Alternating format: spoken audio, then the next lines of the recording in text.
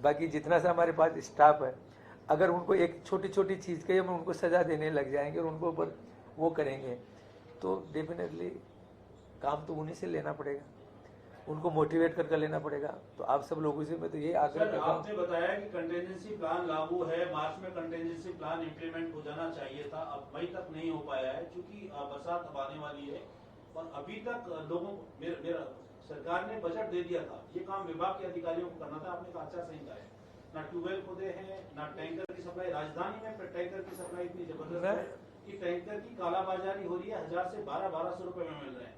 आप पहली बार press conference में आए मीडिया के सामने, जिस मंत्री की जिम्मेदारी पानी की मॉनिटरिंग की बनती है, अधिकारी तो कोई भी काम नहीं कर रहा। सर आप कह रहे हैं अधिकारी बहुत अच्छा काम कर रहे हैं, हम बता दें आपको सारे अधिकारी कौन सा कितना काम कर रहा है। आप जयपुर के सारे इलाकों में हम घूमते हैं, वहाँ पानी की किल्लत आप देखेंगे, लोग मटके फोड़ रहे हैं। मैं आपको कहना चाहता हूँ कि इस वक्त राजस्थान के अंदर लगभग 3500 तो शहरों के अंदर टैंकर चल रहे हैं और 9000 से ज़्यादा टैंकर हमारे गाँव में चल रहे हैं, रेगुलर चल रहे हैं। पानी के अंदर जहाँ जहाँ भी शिकायत होती है कि पानी के अंदर कालाबाजारी होती है, हमारे अधिकारी खुद जाके उसको चेक कर रहे हैं। तीसरी चीज़, मैं खुद मान रहा हूँ कि हमारे पास सैंक्शन लेट आने की हमारा 80% जो हमारे जो पुराने ट्यूबवेल्स है उनको ठीक करना हो, कोई नई लाइनें डालने हो, लगभग 150 करोड़ से ज़्यादा का काम हमने 80% हमने काम पूरा कर दिया। हमारे जो कंटीजेंसी के अंदर जो हमारा टैंकर्स का जितना हमें जहाँ जहाँ जरूरत पड़ी वो कर दिया है। हर कलेक्टर्स को राजधानी का तो डिटेल तो एक्चुअल तो मेरे को नहीं है, बाकी टोटल अगर मैं अर्बन की बात करूँ, आपको जो अधिकारियों ने भी बताया आप वही बता नहीं अधिकारी नहीं, मैं बताता हूँ आपको। राजस्थान पूरे जयपुर में 285 टैंकर है, जयपुर रूरल और अर्बन दोनों। अलग अलग जिले की मैं बात करूँ, अलग अलग जिले की बात करूँ तो अलग जिले की मेरे पास डाटा नहीं है, मैं वो नहीं है। बाकी मैं राजधानी है तो राजधानी के अंदर जो पहले जितना पानी आता था उससे हम इस वक्त ज्यादा नहीं तो 25 बिसलपुर से जो पानी पहले आता था उससे हमने लगभग 15 से 20% पानी बिसलपुर से ज्यादा हम आपको सप्लाई जयपुर वासियों को हम कर रहे हैं आज की तारीख में। टैंकर्स जहाँ जहाँ जो जरूरत पड़ रही है वो 100% हम टैंकर वहाँ जितने भी, अगर 200-250 नहीं अगर 500 टैंकर की अगर जरूरत पड़ेगी, कोई डिमांड करेगा तो वहाँ पूछा रहे हैं। ये जरूर है कि कहीं ना कहीं उसके अंदर टैंकर के अंदर जब 1200 रुपये का ले रहे हैं या उसके अंदर जब 5000 लीटर का उसमें 3000 लीटर पानी लेकर आ रहे हैं तो उसकी भी हमारे अधिकारी जाके चेक कर ही रहे हैं ना, उसको भी जो जहाँ शिकायत है। तो ये जो आप लोगों को भी हमें लगता है कि क्योंकि मैंने पहले बोला है कि आप जनता की जो निगरानी रखने वाले चौथे स्तंभ वो आप सबसे ज्यादा मॉनिटरिंग करते हो, आप लोगों की वजह से कहीं ना कहीं कमी रहती है तो हमें सुधार करते हैं।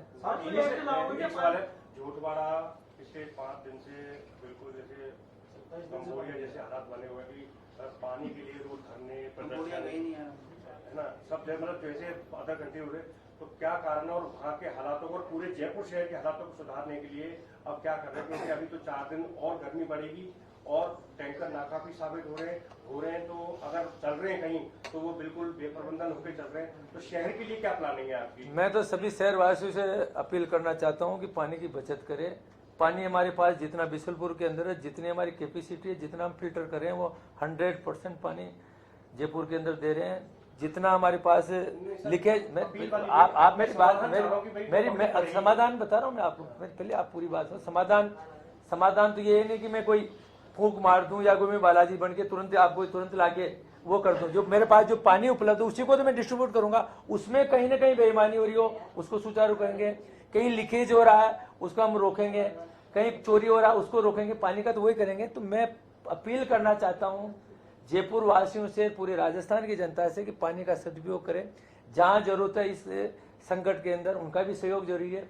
अगर उनको लगता है कि हमारा कोई ऐसा काम करना है जिससे पानी कोई फ्लोराइड का, उससे कपड़े उपड़े धोना करना, उससे कर लो। बाकी जहाँ पीने का जो पानी आता है शुद्ध पानी, उसको सही ढंग से उसको यूज करें तो ही पानी बचाएंगे, तो ही पानी बचेगा।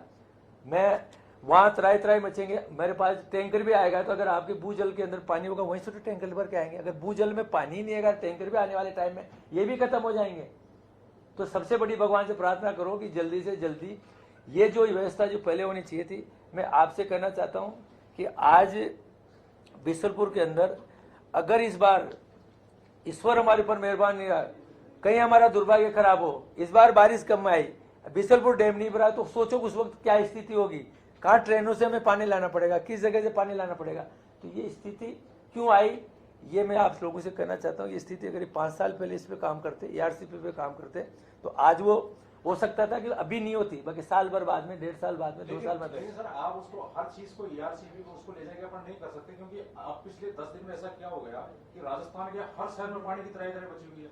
आज आप ये कह रहे हो कि मेरे पास अपडेट डाटा नहीं है डिस्ट्रिक्ट वार, 40 जिले ऐसे हैं जहाँ पे पानी की संकट है, आपके डिपार्टमेंट के डाटा है नहीं, 40 जिले ने आने वाले टाइम में अगर हम पानी का दुरुपयोग करें, जिस तरह से बारिश की परसेंटेज कम होती जा रही है, तो आने वाले बाकी जिलों में भी जाएगा, जिलों जो दूसरे बचे उनमें भी जाएगा। डार्क जोन सब जगह हो रहा है। हमें पानी की, इसलिए कर रहा हूं मैं कि पानी की व्यवस्था हमें बाहर से करनी ही पड़ेगी, नदियां जोड़नी ही पड़ेगी। अगर हम इनका आगे का फ्यूचर प्लान नहीं बनाएंगे तो तकलीफ होगी। वो तो उसके साथ साथ कर ले, लेकिन अब जनता कैसे कल की व्यवस्था नहीं है। कल की व्यवस्था के अंदर, आज की तारीख के अंदर या तो उनको ये कहेंगे भाई आप उसका ERCP का इंतजार करो, वहाँ की कोई नदियां जुड़ेंगी जब पानी जितना पानी है उतना पानी की हम पूरी व्यवस्था कर रहे हैं। ऐसा कहीं नहीं है कि जिस जगह पे दिक्कत नहीं आ रही है।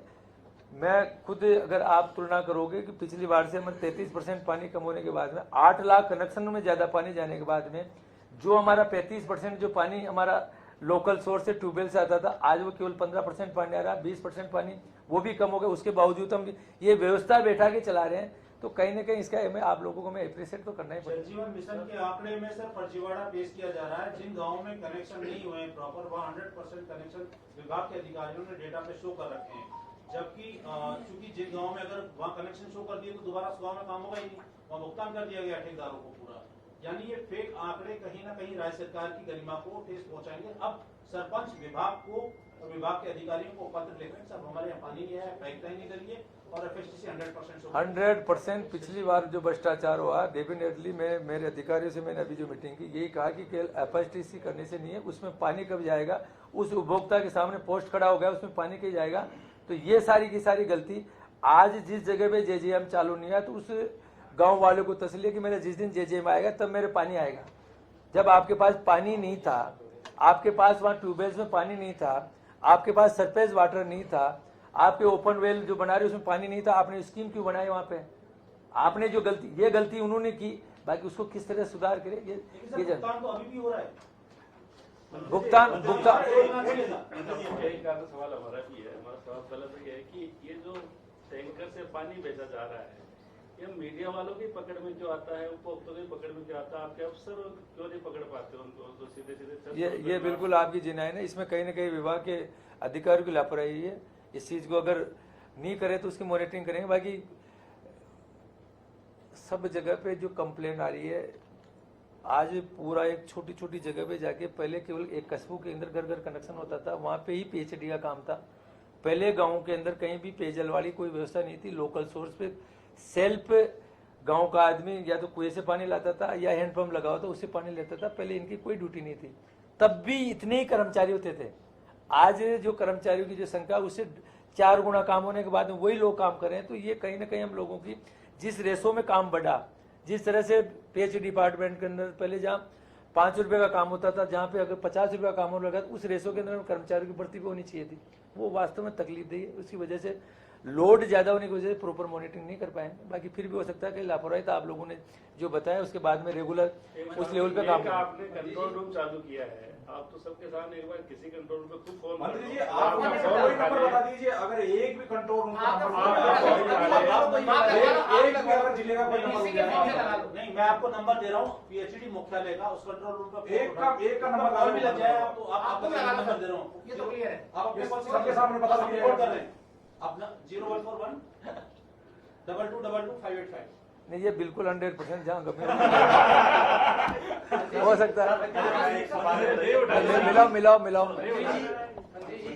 आप फूंक मारेंगे तो पानी नहीं आएगा, लेकिन अभी कितनी नगर पालिका ऐसी है जहाँ पर 1 दिन के अंतराल से, जहाँ पर 2 दिन के अंतराल से और जहाँ पर 5 दिन के अंतराल से? ये आप दौसा में 120 घंटे में। अरे वो इनको बता दें। बिल्कुल दौसा में 120 घंटे में पानी आ रहा है। सही बात है आपकी। आप पूरे शहरों में बताओ।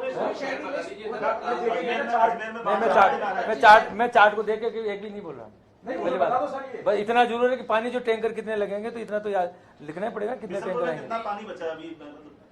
बिशनपुर में 35% पानी बचा।